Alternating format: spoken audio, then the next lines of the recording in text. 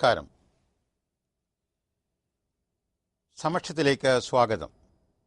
കഴിഞ്ഞ കാൽ നൂറ്റാണ്ട് കാലത്ത് ഇന്ത്യൻ ജനാധിപത്യത്തിൻ്റെ ആത്മാവിനെ കൂടുതൽ സചേതനമാക്കുന്ന 3 പ്രധാന നിയമ നിർമ്മാണങ്ങളാണ് നടന്നത്. കാൽ നൂറ്റാണ്ട് കാലം എന്ന് പറഞ്ഞെങ്കിലും പ്രധാനമായും കഴിഞ്ഞ ഒരു 10 വർഷക്കാലത്തിനിടയിൽ 2005 ആദ്യത്തെ UPA ഗവൺമെൻറ് പാർലമെൻറ്റിൽ അവതരിപ്പിച്ച പാസാക്കി നടപ്പിലാക്കാൻ തുടങ്ങിയ വിവരാവകാശ നിയമം നടപ്പിലാക്കാൻ തുടങ്ങി ഏതാനും വർഷങ്ങൾ പിന്നിട്ടു. ചില വൈകല്യങ്ങൾ ഇപ്പോഴും ചൂണ്ടിക്കാണിക്കപ്പെടുന്നുണ്ട്. വിവരങ്ങൾ ശേഖരിച്ച് അവ ചില വ്യക്തികൾക്കും സ്ഥാപനങ്ങൾക്കുമെതിരെ ഉപയോഗിച്ചേക്കുമെന്ന ഭീഷണി ഉയർത്തി അവരിൽ നിന്ന് കാര്യലാഭമുണ്ടാക്കാനുള്ള ശ്രമം നടത്തുന്ന വളരെ കുറഞ്ഞ വിഭാഗം ചിലരെ മാറ്റി നിർത്തിയാൽ വിവരാവകാശ നിയമം നമ്മുടെ ജനാധിപത്യത്തിൻ്റെ സുതാര്യമായ ചലനാത്മകതയെ ഏറെ ഉജ്ജ്വലമാക്കുന്നു. രണ്ടാമത്തേത് തീർച്ചയായും റൈറ്റ് ടു എഡ്യൂക്കേഷൻ, വിദ്യാഭ്യാസ അവകാശ നിയമം. 6 തൊട്ട് 14 വയസ്സ് പ്രായമുള്ള ഇന്ത്യയിലെ ഓരോ കുട്ടിക്കും സ്വതന്ത്രവും സൗജന്യവുമായ നിർബന്ധ വിദ്യാഭ്യാസത്തിനുള്ള അവകാശം. RTE, ആദ്യത്തേത് RTI. അപ്പോൾ രണ്ടാമത്തെ വിദ്യാഭ്യാസ അവകാശ നിയമവും നമ്മുടെ സാമൂഹ്യ സാമ്പത്തിക സമത്വത്തിന് വേണ്ടിയുള്ള ഏറ്റവും പ്രധാനമായ ചുവടുവയ്പായി ചൂണ്ടിക്കാണിക്കപ്പെടുകയാണ്. സമത്വത്തെക്കുറിച്ച് രാഷ്ട്രപിതാവ് മഹാത്മാഗാന്ധിയും ആധുനിക ഭാരതത്തിൻ്റെ ശില്പി പണ്ഡിറ്റ് ജവഹർലാൽ നെഹ്റുവുമൊക്കെ വിഭാവനം ചെയ്ത സമത്വസുന്ദരമായ ഒരു സാമൂഹ്യ നീതിക്ക് വേണ്ടിയുള്ള ഏറ്റവും നിർണായകമായ നിയമനിർമ്മാണമായി വിദ്യാഭ്യാസ അവകാശ നിയമത്തെ കണക്കാക്കാം. കാരണം വിദ്യാഭ്യാസ ഘട്ടങ്ങളിൽ തന്നെ, പ്രാഥമിക വിദ്യാഭ്യാസം തൊട്ടുള്ള പരിശീലനത്തിൻ്റെ നിർണായകമായ ആദ്യ വർഷങ്ങളിൽ തന്നെ ഒരു കുട്ടി ഭാവിയിൽ എന്തായിത്തീരണം, എങ്ങനെയായിത്തീരണം, എത്രത്തോളം ആ കുട്ടിയുടെ സിദ്ധി സാധനകൾ രാഷ്ട്രത്തിൻ്റെ പൊതുവായ നിർമ്മിതിക്ക് തന്നെ പ്രയോജനപ്പെടും, ഇത്യാദി മൗലികമായ കാര്യങ്ങളെ സ്പർശിച്ചുകൊണ്ടുള്ളതാണ് വിദ്യാഭ്യാസ അവകാശ നിയമം. മൂന്നാമത് ഭക്ഷ്യ സുരക്ഷാ നിയമം, ഫുഡ് സെക്യൂരിറ്റി ആക്ട്. മൂന്നാമത്തേതായ ഈ ഭക്ഷ്യസുരക്ഷാ നിയമം ഇപ്പോഴും അതിൻ്റെ ഏറ്റവും പ്രാഥമികമായ തലത്തിലാണ്. പക്ഷേ അതുകൊണ്ട് ഉദ്ദേശിക്കുന്നത് ഇന്ത്യയിൽ ജനിച്ചു വളരുന്ന ഒരു വ്യക്തിയും വിശപ്പ് അനുഭവിക്കാൻ, അസഹനീയമായ രീതിയിൽ അനുഭവിക്കാൻ ഇടവരരുത്. ഭക്ഷണം 3 നേരം ലഭ്യമാകും എന്നുള്ള വിശ്വാസത്തോടു കൂടി ഈ രാജ്യത്ത് വളരാനുള്ള പശ്ചാത്തലം ഓരോ പൗരനുമുണ്ടായിരിക്കും എന്നുള്ളതാണ്. ഈ രണ്ടാമത് പറഞ്ഞ വിദ്യാഭ്യാസ അവകാശ നിയമത്തെ പക്ഷേ തടസ്സപ്പെടുത്തുവാൻ സ്വാഭാവികമായും സ്വകാര്യ വിദ്യാഭ്യാസ മേഖലകളിലെ സ്ഥാപനങ്ങളിൽ നിന്നും മാനേജ്മെൻറ്റുകളിൽ നിന്നും നീക്കങ്ങൾ ഉണ്ടായി. 2009 നിയമനിർമ്മാണം നടന്ന വിദ്യാഭ്യാസ അവകാശ നിയമം ഭരണഘടനയിലെ 19(1)G വകുപ്പ് അനുസരിച്ച് ഓരോ കുട്ടിക്കും പ്രാഥമിക വിദ്യാഭ്യാസം നിർബന്ധമായും സൗജന്യമായും ലഭ്യമാക്കണം എന്നനുശാസിക്കുന്ന നിയമം. ഭരണഘടന 20-ാം വകുപ്പ് വികസിപ്പിച്ചുകൊണ്ടാണ് യഥാർത്ഥത്തിൽ ഈ വിദ്യാഭ്യാസ അവകാശ നിയമം കേന്ദ്ര ഗവൺമെൻറ് അവതരിപ്പിച്ച് പാസാക്കി നടപ്പിലാക്കാൻ തുടങ്ങിയത്. എന്താണ് ഭരണഘടനയിലെ 20-ാം വകുപ്പ് പറയുന്നത്? വ്യക്തിത്വ വികാസം ലഭിക്കത്തക്ക രീതിയിൽ വിദ്യാഭ്യാസത്തിലൂടെ വളർച്ചയുടെ പടവുകൾ കയറാനുള്ള അവസരം ഇന്ത്യയിൽ ജനിച്ച വളരുന്ന ഓരോ കുഞ്ഞിനും ഉറപ്പുവരുത്തുന്നതാണ് ഒരർത്ഥത്തിൽ പറഞ്ഞാൽ, വിശാല അർത്ഥത്തിൽ വിശകലനം ചെയ്താൽ ആ വകുപ്പ്.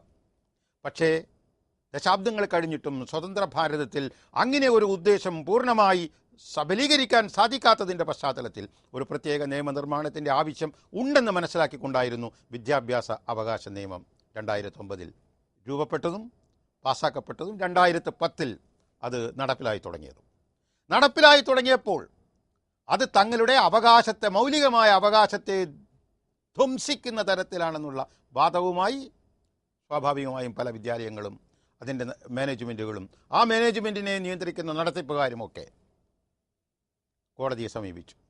അത്തരം കേസുകളുടെ പരമ്പരയെ മൊത്തം കണ്ടുകൊണ്ട് സുപ്രീം കോടതി ഈ കഴിഞ്ഞ ഏപ്രിൽ 12 അതീവ നിർണായകമായ ഒരു വിധി പ്രസ്താവത്തിലൂടെ വ്യക്തമാക്കി കഴിഞ്ഞിരിക്കുന്നു, ഒരു തരത്തിലുള്ള ഭരണഘടനാ ഉറപ്പുകളെയും ലംഘിക്കുന്നില്ല, മറിച്ച് സമത്വ അധിഷ്ഠിതമായ ഒരു ജനാധിപത്യ ഭാരത സമൂഹത്തിൻ്റെ നിർമ്മിതിക്ക് അത്യന്താപേക്ഷിതമാണെന്നുള്ള ഉദ്ദേശത്തോടു കൂടി കേന്ദ്ര ഗവൺമെൻറ് നടപ്പിലാക്കിയ ഈ നിയമം ആ ഉദ്ദേശപൂർത്തിക്ക് വേണ്ടി തന്നെ ഭരണഘടനാ സംരക്ഷണ ഉള്ളതായിരിക്കണം. അതുകൊണ്ട് അതിനു വേണ്ടി സുപ്രീം കോടതി ഒരു വിധി പുറപ്പെടുവിക്കുകയായിരുന്നു. ദുർബല വിഭാഗങ്ങളിൽപ്പെട്ട, വിവിധതരം അവശതകൾ അനുഭവിക്കുന്ന തലങ്ങളിൽപ്പെട്ട, പൊതുവെ പറഞ്ഞാൽ ദരിദ്ര വിദ്യാർത്ഥികൾക്ക് പ്രാഥമിക വിദ്യാഭ്യാസം സൗജന്യമാക്കുന്നതിൻ്റെ ഭാഗമായി ഗവൺമെൻറ് സ്കൂളുകളിൽ എന്നതുപോലെ സ്വകാര്യ എയ്ഡഡ് സ്കൂളുകളിലും സ്വകാര്യ അൺഎയ്ഡഡ് സ്കൂളുകളിലും 25% സീറ്റ് ഉറപ്പാക്കണമെന്ന് അർത്ഥശങ്കക്കിടമില്ലാത്ത വിധം സുപ്രീം കോടതി വിധിയിൽ വ്യക്തമാക്കിയിരിക്കുകയാണ്. ഇതോടുകൂടി വിദ്യാഭ്യാസ അവകാശ നിയമം നടപ്പിലാക്കുന്നത് സംബന്ധിച്ച് അനുഭവിച്ചു പോന്നിരുന്ന ഏറ്റവും പ്രധാനപ്പെട്ട അവസാനത്തെ തടസ്സവും ഇല്ലാതായിരിക്കുന്നു. ഒരു ഭേദഗതിയോടുകൂടിയാണ്, പക്ഷേ ഭേദഗതി എന്നല്ല, ഒരു പ്രത്യേക കൺസെഷൻ, ഒഴിവ് പക്ഷെ സുപ്രീം കോടതി അനുവദിച്ചിട്ടുണ്ട്. അതായത് ഗവൺമെൻറ്റിൽ നിന്ന് യാതൊരു തരത്തിലുള്ള സാമ്പത്തിക സഹായവും ലഭിക്കാതെ പ്രവർത്തിക്കുന്ന ന്യൂനപക്ഷ സ്ഥാപനങ്ങളെ, വിദ്യാഭ്യാസ സ്ഥാപനങ്ങളെ ഈ നിബന്ധനയിൽ നിന്ന് ഒഴിവാക്കിയിരിക്കുകയാണ്. ഏതായാലും സുപ്രീം കോടതി വിധിയോടുകൂടി എല്ലാം ശരിയായി എന്ന് അങ്ങനെ ധരിച്ച് സമാധാനപ്പെട്ട് ഇരിക്കുവാൻ പക്ഷെ നിവൃത്തിയില്ല. കേന്ദ്രത്തിൽ വിദ്യാഭ്യാസ വകുപ്പിൻ്റെ ചുമതല വഹിക്കുന്ന ക്യാബിനറ്റ് മന്ത്രി കപിൽ സിബൽ വ്യക്തമാക്കി, ഇത് വിദ്യാഭ്യാസ രംഗത്ത് സാമൂഹ്യ സമത്വത്തിനും സാമൂഹിക ഉദ്ഗ്രഥനത്തിനും വഴിവെക്കുന്ന ഏറ്റവും നിർണായകമായ വിധി എന്നുള്ള രീതിയിൽ ഭരണകൂടം ഇതിനെ സഹർഷം സ്വാഗതം ചെയ്യുന്നു. ഈ വിധി നൽകുന്ന സന്ദർഭം ഫലപ്രദമായി പ്രയോജനപ്പെടുത്താനുള്ള ഉത്തരവാദിത്തം ഏറ്റെടുക്കുവാനുള്ള സുപ്രധാനമായ വെല്ലുവിളിയും ഞങ്ങൾ സ്വീകരിക്കുന്നു എന്ന് അദ്ദേഹം പറഞ്ഞു. സുപ്രീം കോടതി ഒരു കാര്യം അടിവരയിട്ട് പറഞ്ഞിരുന്നു, ദുർബല വിഭാഗങ്ങളിൽപ്പെട്ട കുട്ടികൾക്ക് പ്രവേശന സമയത്ത് അനുഭവിക്കേണ്ടി വരുന്ന സാമ്പത്തികമോ മനഃശാസ്ത്രപരമോ ആയ തടസ്സങ്ങൾ ഒന്നും തന്നെ പ്രവേശന സമയത്തുണ്ടാകാൻ പാടില്ല എന്ന് വ്യക്തമാക്കിയിട്ടുണ്ട്. വിശാലമായ അടിസ്ഥാനത്തിൽ എല്ലാ വിദ്യാലയങ്ങൾക്കും ബാധകമാകുന്ന രീതിയിൽ നേരത്തെ സൂചിപ്പിച്ച ആ ഇളവിൻ്റെ പരിധിയിൽപ്പെടാത്ത എല്ലാ വിദ്യാലയങ്ങൾക്കും ബാധകമാകുന്ന രീതിയിൽ സുപ്രീം കോടതി നടത്തിയ മറ്റൊരു വ്യക്തമായ നിർദ്ദേശം, തലവരി പണമോ സംഭാവനകളോ വാങ്ങിക്കാൻ പാടില്ല. സ്വകാര്യ അൺഎയ്ഡഡ് സ്കൂളുകളായാൽ പോലും ഈ 25% വിദ്യാർത്ഥികളുടെ കാര്യത്തിൽ പ്രത്യേകിച്ചും പ്രവേശനത്തിന് അർഹത നേടുന്ന അല്ലെങ്കിൽ പ്രവേശിപ്പിക്കുന്ന എല്ലാ വിദ്യാർത്ഥികളുടെ കാര്യത്തിലും ക്യാപിറ്റേഷൻ ഫീ എന്ന് പറഞ്ഞാൽ തലവരിപ്പണം, സംഭാവനകൾ, ഇതൊന്നും സ്വീകരിക്കാൻ പാടില്ല. മാത്രമോ വിദ്യാർത്ഥികൾക്കോ അല്ലെങ്കിൽ അവരുടെ രക്ഷിതാക്കൾക്കോ പ്രവേശന സമയത്ത് പ്രത്യേകമായ ഒരു ഇൻ്റർവ്യൂ നടത്താൻ പാടില്ല. 3 വയസ്സും 4 വയസ്സും 5 വയസ്സും ഒക്കെ ആയ കുട്ടികളെ കിൻഡർ ഗാർട്ടനിലും മറ്റും പ്രവേശിപ്പിക്കുന്ന 2.5 വയസ്സ് പ്രായമുള്ള കുട്ടികൾക്ക് പോലും ഒന്നുകിൽ കുട്ടികളെയും രക്ഷിതാവിനെയും ഒരുമിച്ച് ഇൻ്റർവ്യൂ ചെയ്യും. അമ്മയുടെ മടിയിലിരുന്ന് ഈ വികസ്വര പ്രപഞ്ചം നോക്കി അത്ഭുതപ്പെടുന്ന കുട്ടിയുടെ മുന്നിൽ വിദ്യാലയത്തിൻ്റെ മേധാവികൾ ചോദ്യശരങ്ങൾ ഉതിർക്കുകയാണ്. ചെഞ്ചുണ്ടിൽ ഉത്തരം വിടരാത്ത കുട്ടികൾക്ക് വേണ്ടി അമ്മയോട് നിങ്ങൾക്കറിയാമോ എന്ന് ചോദിക്കുന്നു. ഇത്തരം വിരോധാഭാസങ്ങൾ മുഴുവനും അവസാനിപ്പിക്കണം എന്ന് സുപ്രീം കോടതി പറഞ്ഞു. എന്തൊക്കെയാണ് ഈ വിദ്യാഭ്യാസ അവകാശ നിയമത്തിൽ വിവക്ഷിക്കുന്ന പ്രധാനപ്പെട്ട കാര്യങ്ങൾ എന്നുകൂടി സൂചിപ്പിക്കട്ടെ. വിദ്യാഭ്യാസ അവകാശ നിയമം നടപ്പിലായ പശ്ചാത്തലത്തിൽ സമക്ഷത്തിൽ ഈ വിഷയം അന്ന് ഞങ്ങൾ സമഗ്രമായി തന്നെ ചർച്ച ചെയ്തിരുന്നു. വിദ്യാഭ്യാസ അവകാശ നിയമത്തിലെ പ്രധാന വ്യവസ്ഥകളിലേക്ക് കണ്ണോടിക്കാം. 6 തൊട്ട് 14 വരെ പ്രായത്തിനിടയിലുള്ള കുട്ടികളുടെ മൗലിക അവകാശമാണ് സ്വതന്ത്രവും സൗജന്യവുമായ വിദ്യാഭ്യാസം. സർക്കാർ സ്കൂളുകളിലും സ്വകാര്യ അൺഎയ്ഡഡ് സ്കൂളുകളിലും 25% സീറ്റുകൾ ദരിദ്ര വിദ്യാർത്ഥികൾക്ക് വേണ്ടി നീക്കിവെക്കണം. അതേപ്പറ്റി സൂചിപ്പിച്ചു കഴിഞ്ഞു. പ്രവേശനത്തിന് തലവരി പണമോ സംഭാവനയോ പാടില്ല. വിദ്യാർത്ഥിയെയോ രക്ഷിതാക്കളെയോ പ്രവേശനത്തിനായി ഇൻ്റർവ്യൂ ചെയ്യരുത്. നിർണായകമായ മറ്റൊരു വ്യവസ്ഥ ശ്രദ്ധിക്കുക. പ്രാഥമിക വിദ്യാഭ്യാസം പൂർത്തിയാകുന്നതുവരെ ഒരു വിദ്യാർത്ഥിയെയും പുറത്താക്കരുത്. ബോർഡ് പരീക്ഷകൾ പാസ്സാകേണ്ടതാണെന്ന ചില സ്ഥാപനങ്ങൾ ഇതേവരെ അനുവർത്തിക്കുന്ന വ്യവസ്ഥയും പാടില്ല.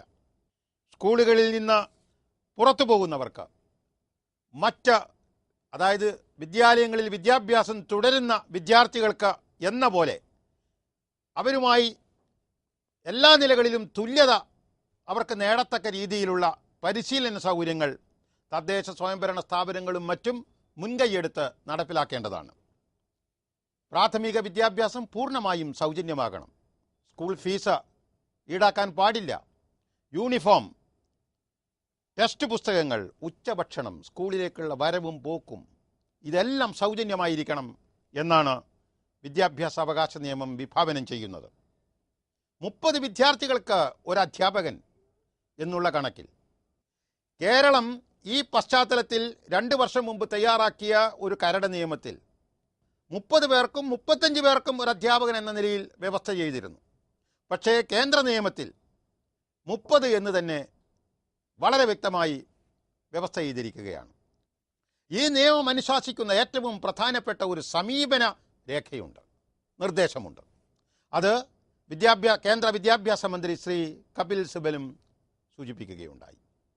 ഈ സ്വകാര്യ വിദ്യാഭ്യാസ സ്ഥാപനങ്ങൾ സുപ്രീം കോടതിയിൽ ബോധിപ്പിച്ച കേസ് വിചാരണക്കെടുത്ത വേളയിൽ കേന്ദ്ര ഗവൺമെൻറ് അടിവരയിട്ട് കോടതിയെ ധരിപ്പിച്ചൊരു കാര്യമുണ്ട്.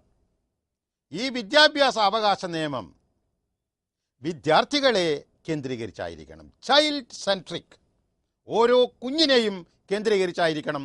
അല്ലാതെ ഓരോ വിദ്യാഭ്യാസ സ്ഥാപനത്തെയും അതിൻ്റെ നടത്തിപ്പിൻ്റെ ചുമതല വഹിക്കുന്ന പ്രസ്ഥാനങ്ങളെയോ മാനേജ്മെൻറ്റുകളെയോ കേന്ദ്രീകരിച്ചാകരുത് എന്ന് വ്യക്തമാക്കിയിട്ടുണ്ട്. സ്കൂളിന് വേണ്ടി ഗവൺമെൻറ് അല്ലെങ്കിൽ മറ്റ് മേഖലകളിൽ നിന്ന് അനുവദിക്കപ്പെടുന്ന ഗ്രാൻറ്റുകൾ, സ്കൂളിൻ്റെ വികസന പദ്ധതികൾ, ഇവയുടെയൊക്കെ നിയന്ത്രണവും മാനേജ്മെൻറ്റും മേൽനോട്ടവും സ്കൂൾ മാനേജ്മെൻറ്റ് കമ്മിറ്റികൾക്കാണ്. ഈ കമ്മിറ്റികൾ എത്ര സമയപരിധിക്കുള്ളിൽ എത്ര തവണ യോഗം ചേർന്നിരിക്കണമെന്നും സ്കൂൾ വികസന പദ്ധതി ഒരു സാമ്പത്തിക വർഷത്തിൻ്റെയോ അല്ലെങ്കിൽ ഒരു അധ്യയന വർഷത്തിൻ്റെയോ ഏത് ഘട്ടത്തിൽ വേണമെന്നുമൊക്കെ വളരെ വ്യക്തമായി വ്യവസ്ഥ ചെയ്തിട്ടുണ്ട്.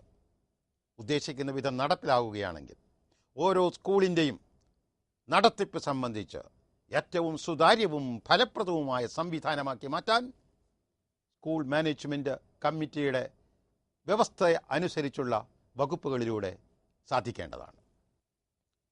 വിദ്യാഭ്യാസത്തിൻ്റെ ഗുണമേന്മ ഉറപ്പുവരുത്തുന്നതിൽ സംസ്ഥാന ഗവൺമെൻറ്റിൻ്റെ അക്കാദമിക ഉത്തരവാദിത്വം വ്യവസ്ഥ ചെയ്യുന്നതാണ്. പക്ഷേ കേരളം വിദ്യാഭ്യാസ അവകാശ നിയമത്തിൻ്റെ പശ്ചാത്തലത്തിൽ തയ്യാറാക്കിയ കരട് രൂപരേഖയിൽ തന്നെ വ്യക്തമാക്കിയിരുന്നത്.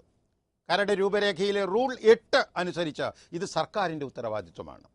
ഗുണമേന്മ സംബന്ധിച്ച എല്ലാ പ്രവർത്തനങ്ങൾക്കും വ്യവസ്ഥകളും മാനദണ്ഡങ്ങളും നിശ്ചയിക്കുക, നിയമവ്യവസ്ഥകൾ വിജ്ഞാപനം ചെയ്ത് 2 മാസങ്ങൾക്കകം ദേശീയ പാഠ്യപദ്ധതിയുടെ അടിസ്ഥാനത്തിൽ സംസ്ഥാന പാഠ്യപദ്ധതിക്ക് രൂപം കൊടുക്കാൻ ഒരു അക്കാദമിക അതോറിറ്റി രൂപീകരിക്കുക, പ്രീ പ്രൈമറി സ്കൂളുകളുടെ കാര്യത്തിൽ കുട്ടികൾക്ക് ഇഷ്ടപ്പെടുന്ന എന്ന് പറഞ്ഞാൽ ശിശു സൗഹാർദ്ദ പാഠ്യപദ്ധതിയും അടിസ്ഥാന സൗകര്യങ്ങളും അധ്യാപകരുടെയും സഹായ സ്റ്റാഫിൻ്റെയും കുറഞ്ഞ യോഗ്യതയും നിശ്ചയിക്കുക, സർവീസിന് മുമ്പുള്ള അധ്യാപക പരിശീലനത്തിൻ്റെ ഗുണമേന്മ ഉറപ്പുവരുത്താൻ ഒരു 5 വർഷക്കാലത്ത് ഓരോ 5 വർഷക്കാലത്തിനിടയിലും പ്രൈമറി സ്കൂൾ പാഠ്യപദ്ധതിയിൽ വരുത്തുന്ന മാറ്റങ്ങൾക്കനുസരിച്ച് അധ്യാപക പരിശീലനത്തിനുള്ള പാഠ്യക്രമവും സ്വീകരിക്കുക.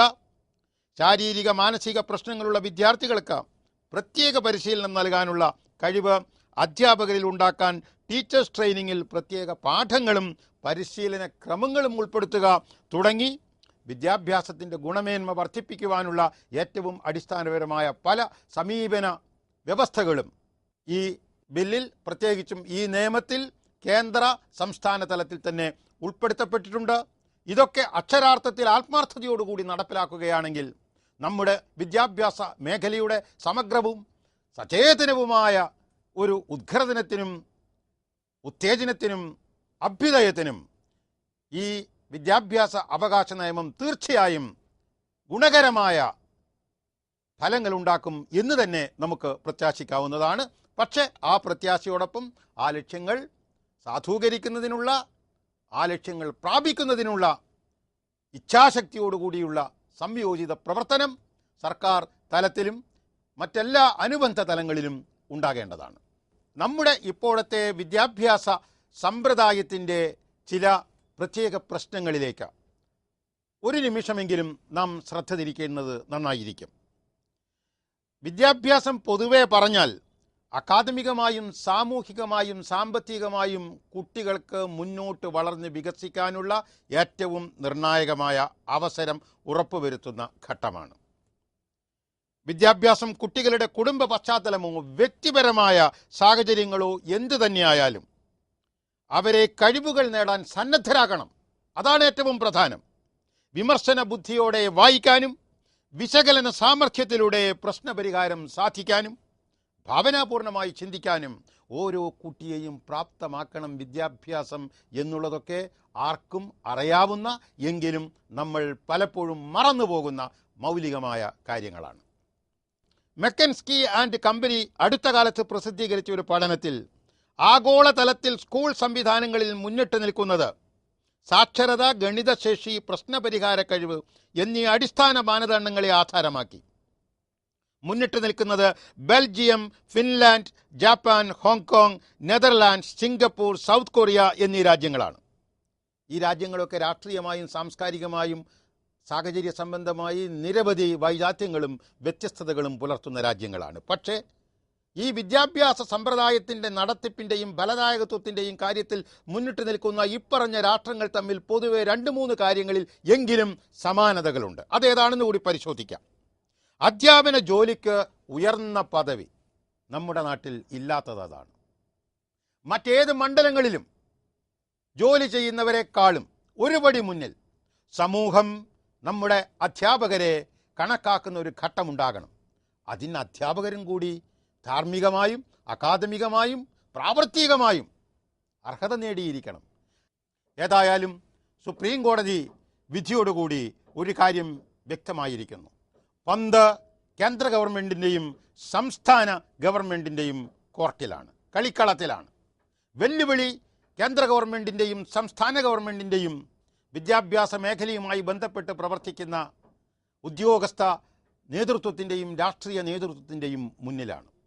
അതോടൊപ്പം അധ്യാപകരെ ബഹുമാനിക്കാനും ആ ബഹുമാനം നേടാൻ അധ്യാപകർ ശ്രമിക്കുന്ന സാഹചര്യം ഉളവാക്കാനുമൊക്കെ നമുക്ക് സാധിക്കണം. സുപ്രീം കോടതി പറഞ്ഞതുപോലെ ജനിച്ചു വീഴുന്ന കുടുംബങ്ങളുടെ സാമ്പത്തിക അവസ്ഥയുടെ അടിസ്ഥാനത്തിൽ തട്ടുതട്ടായി ഇനം തിരിച്ച് മാറ്റപ്പെടുന്ന അവശ വിഭാഗങ്ങളിൽപ്പെട്ട വിദ്യാർത്ഥികളെ സമുദായത്തിൻ്റെ പൊതുധാരയിലേക്ക് കൊണ്ടുവരുവാനുള്ള ഏറ്റവും നിർണായകമായ സോഷ്യലിസ്റ്റ് പരിപാടിയാണ് വിദ്യാഭ്യാസ അവകാശ നിയമം എന്ന് നമ്മൾ ഓരോരുത്തരും മനസ്സിലാക്കേണ്ടിയിരിക്കുന്നു. വിദ്യ കൊണ്ട് പ്രബുദ്ധരാവുക, സംഘടിച്ച് ശക്തി നേടുക എന്ന് പറഞ്ഞ ശ്രീനാരായണ ഗുരുദേവന്റെ നാടാണ് കേരളം. ആ പ്രബുദ്ധത നേടാൻ നമ്മുടെ കുട്ടികളെ സജ്ജമാക്കാൻ ഭരണകൂടത്തിനും നമുക്കെല്ലാവർക്കും ഉത്തരവാദിത്വമുണ്ട്. ഇന്ത്യയിൽ ജനിച്ച് വീഴുന്ന ഓരോ കുട്ടിയും അവനോ അവളോ പിറന്നു വീഴുന്ന കുടുംബത്തിൻ്റെ സാമ്പത്തിക ദുസ്ഥിതിയുടെ ബലിയാടായി തീരാൻ പാടില്ല, മാപ്പുസാക്ഷിയാകാൻ പാടില്ല. ആധുനിക ഭാരതത്തെ സോഷ്യലിസ്റ്റ് സാമൂഹ്യ സമത്വം നിലനിൽക്കുന്ന ജനാധിപത്യ രാഷ്ട്രമായി സ്വപ്നം കണ്ട രാഷ്ട്രശില്പി പണ്ഡിറ്റ് ജവഹർലാൽ നെഹ്റുവിൻ്റെ ക്രിയാത്മകമായ പദ്ധതികളിൽ പെടുത്താവുന്ന ഒന്ന് തന്നെയാണ് വിദ്യാഭ്യാസപരമായ മുന്നാക്കം എന്ന് അദ്ദേഹം പ്രഖ്യാപിച്ചിട്ടുണ്ട്.